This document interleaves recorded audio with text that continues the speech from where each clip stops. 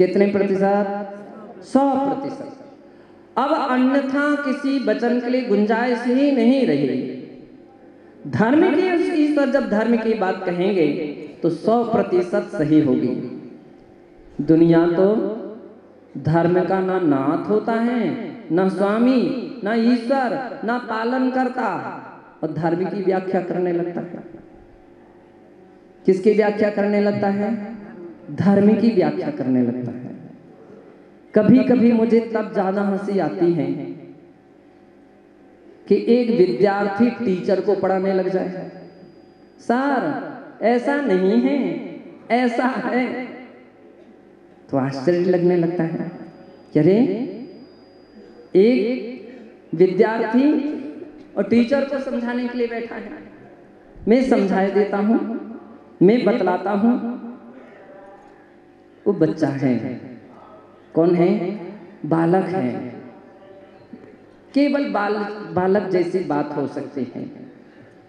हम लोग मुरैना में थे, एक छोटा सा बच्चा वैयावृत्ति में आता था, लेकिन उसकी भाषा मीठी थी तो लोगों के लिए बड़ा, वो लड़का बहुत प्यारा लगता था, और कोई ना कोई उसको छेड़खानी करता था।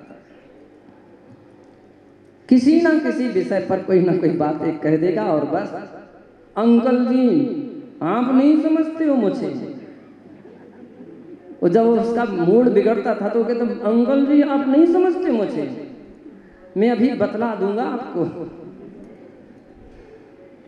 तो लगता था, मैं सुनता था तो मुझे लगता था देखो संसार कितना विचित्र है। चूंकि वो बच्चा है और कहीं बड़े व्यक्ति ऐसा कुछ कहने लग जाए, वे कहीं जिनवाणी के लिए कहीं सत्य और असत्य की बात कहने लग जाएं, तो मुझे उसी बालक की तरह उनकी बातें लगती हैं, जिनवाणी गलत हो जा सकती है। नहीं नहीं, ध्यान रखिए, ये बहुत बड़ी गलती है कि हम भगवान के लिए गलत ठहरा देते हैं।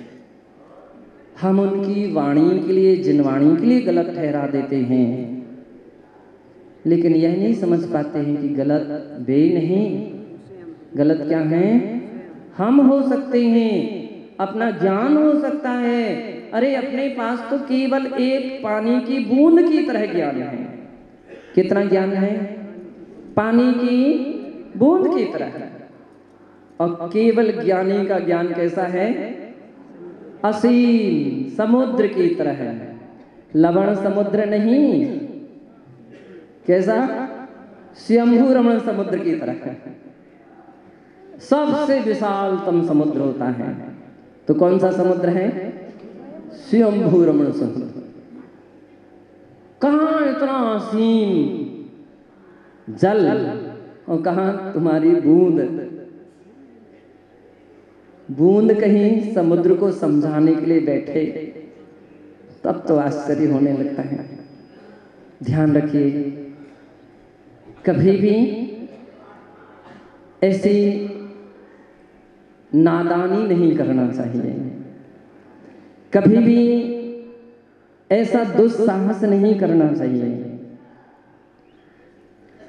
सत्य को पाने के लिए आचार्य कहते हैं, पहले सत्य को, सत्य के देवताओं के पास बैठो, उस समझने का प्रयास करो।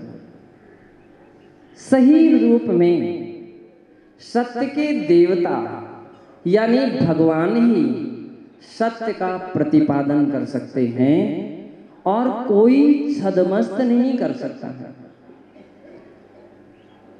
धवला जी, जब भी आपने ग्रंथ पढ़ने का या सुनने का कहीं सौभाग्य मिला होगा, धवला जी की टीका, हमारे पंडित जी बड़े खुश हो रहे हैं, बोले ये तो सौभाग्य मुझे मिला है। और एक बार नहीं, विनोद पंडित जी कितनी बार? 3 बार, 2.5 बार मिला। 3 सिद्धांत वाचना शाहगढ़ में भी हम लोगों के बीच में 3 सिद्धांत वाचना हुई। हमारे पंडित जी सुधर्म चंद शास्त्री जी भी बैठे हैं सिद्धांत वाचना में, जिन्होंने भाग लिया है। निहाल चंद जी बैठे हुए हैं, सिद्धांत वाचना में भाग लिया, और भी लोग हो सकते हैं। सिद्धांत वाचना यानी धवला जी की वाचना में जब वो ऐसे वीरसेन महाराज के वाक्य आते थे, कहते थे आप्त वचनम, ये किसके वचन हैं? आप्त के वचन हैं। अर्हंत वचनम, अर्हद वाक्यम, ये अर्हद वाक्य हैं। ऐसा अर्हंत देव ने कहा है, ऐसा सर्वज्ञ देव ने कहा है। तो बंधो बातें प्रामाणित हो जाती हैं। हमारे जितने भी आचार्य देव ग्रंथ लिखते हैं तो हमेशा एक बात को ऐसा लिखते हैं, जो कुछ भी मैं कह रहा हूं वह भगवान के द्वारा कहा हुआ जो वाक्य है उसको कह रहा हूं। इसलिए मुख्य प्रवक्ता कौन कहे जाते हैं? ध्यान रखिए, हम लोग तो प्रवक्ता नहीं हैं। प्रवक्ता तो हमारे भगवान सर्वज्ञ देव हैं। आज कितना अच्छा लग रहा, अपन लोग भगवान के बगल में बैठ जाते हैं, आनंद होता है। मुझे तो ऐसा लगता है कि मानो साक्षात समोसरण में ही बैठ गए हों। 12 सभाएं वहां जैसी होती होंगी सो होती होंगी, अपनी सभाएं भी 12 सभा से कम नहीं है, 12 सभा से कम नहीं है। बंधो, सत्य के देवता भगवान हैं, धर्म के देवता भगवान हैं, और वे ही सत्य की बात कहते हैं। हम तो केवल जो भगवान ने सुना है, कहा है, जो भगवान ने कहा है। तीर्थंकर की सभा में कभी तालियां नहीं बजती हैं, याद रख लीजिए। किसकी सभा में? तीर्थंकर भगवान की सभा में तालियां नहीं बजती। क्यों? तो तालियां बजाओगे असंख्यात जीव होते हैं इस लोक में, और आप पढ़ते हो कि लोक जीव राशि से ठसाठस भरा है। तालियां बजेंगी, तुम्हारी तो आनंद की बात हो गई, और उनकी तो पूरी की पूरी जान ही जा रही है। तालियां बजाने की बात नहीं करते। आपने देखा, कलाकार तो कहेगा हाँ, संगीतकार जी बोलेंगे तालियां बजाओ, तालियां बजाओ, और जोर से, और जोर से। कोई महाराज के मुख से सुना क्या आपने कि तालियां बजाओ? वे कहेंगे नहीं नहीं, बंद कर दीजिए, बंद कर दीजिए, अहिंसा की साधना कीजिए। बंधो, जिनवाणी की सुनने से जो आनंद आता है, सत्य का जो वास्तविक दर्शन होता है तो जिनवाणी से होता है। सत्य धर्म का जो भी अपन के लिए परिचय होता है वो जिनवाणी से होता है। इसलिए वह जिनवाणी सत्य को पाने की एक साधन है, एक माध्यम है। सत्य व्रत, सत्य धर्म को पाने की एक सीढ़ी है। आचार्य कहते हैं सबसे पहले आप सत्यानुव्रत की बन जाइए। सत्यानुव्रति का अर्थ है कि आप ऐसे व्रत को ले लीजिए कि जिसमें सूक्ष्म असत्य नहीं चल सकता है, तो कम से कम स्थूल असत्य का तो त्याग कर दीजिए। बात बात में आप झूठ बोलते चले जा रहे हैं। क्या बात बात में व्यक्ति झूठ बोल रहा है? हर बातों में व्यक्ति झूठ बोलता चला जा रहा है। एक वैज्ञानिक हुए और वह अल्बर्ट आइंस्टीन हुए। उन्होंने अपने विचारों में लिखा, जो छोटी छोटी बातों में सत्य की परवाह नहीं करता है, उस व्यक्ति की महत्वपूर्ण बातों में भी कोई विश्वास नहीं करता है। जो छोटी छोटी सी बातों में असत्य बोलता जाता है, ध्यान रखिए, जिनको ज्यादा बोलने की आदत होती है, ज्यादा बोलना ही नहीं, लौकिक बातें, फिजूल की बातें, जिसको अपन गप सप कहते हैं। गप सप का अर्थ ही है कि वे सब असत्य प्राया करके बातें होती हैं। मौखरीय मुखरित जो व्यक्ति होते हैं जिनकी जीभ पर ताला नहीं होता है, बक बक बक बक बक बक बक करते रहते हैं, बहुत बोलते जाते हैं। ध्यान रखिए, वे 100% सत्य नहीं बोल सकेंगे, 100% सत्य नहीं बोल सकेंगे। ज्यादा बोलना असत्य के लिए आमंत्रित करना है, कहीं ना कहीं असत्य बात आना शुरू हो जाएगी, कहीं ना कहीं ऐसी बातें शुरू हो जाएंगी। इसलिए मुनियों के लिए अपन लोग क्या बोलते हैं, अपने साधु परमेष्ठी के लिए मुनि बोलते हैं। मुनि, मुनि का अर्थ क्या है? जो मौन धारण करते हैं, वे मुनि हैं, मौन धारण करते हैं। प्राय करके आप देखोगे महाराजों के लिए रात्रि में तो कभी भी चले जाओ, एक जगह तो कहा गया हुंकार करना भी मौन का अतिचार है। मौन धारण करने वाले मुनि होते हैं। वचन गुप्ती इसका नाम है कि बोलना नहीं, बोलने का प्रयास भी नहीं करना और बोलने के कोई तरीके नहीं निकालना। पेन का पिला हम लिख करके बतला देते हैं, वो वचन गुप्ती नहीं हो सकती है। वचन गुप्ती के साधक ना लिख करके बतलाते हैं, ना इशारे से बात करते हैं, ना किसी हुआ करके बात करते हैं, ना दांत दबा करके बात करते हैं। अरे भैया आज के समय में लोग क्या करते हैं, पुस्तक चाहिए, पुस्तक। क्यों है भाई, आपका तो मौन था, ये पुस्तक ये कहाँ से आ गए सब? बोले महाराज हमने दांत तो दबा करके ही रखे थे,